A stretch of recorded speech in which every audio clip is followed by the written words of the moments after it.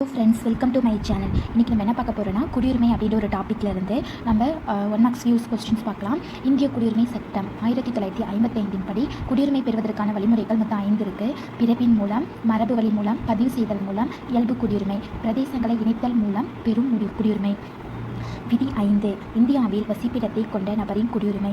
விதி 5 சொல்லுது. நெக்ஸ்ட்டு விதி 6 பாகிஸ்தானிலிருந்து இந்தியாவிற்கு புலம்பெயர்ந்தவர்களுக்கான குடியுரிமை.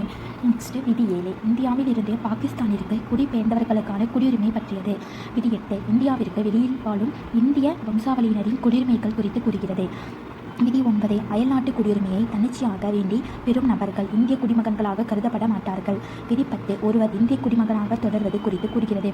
பாராளுமன்றம் இயற்றும் சட்டங்களுக்கு கட்டுப்பட்டு இந்திய குடிமகனாக நீடிப்பார்கள்.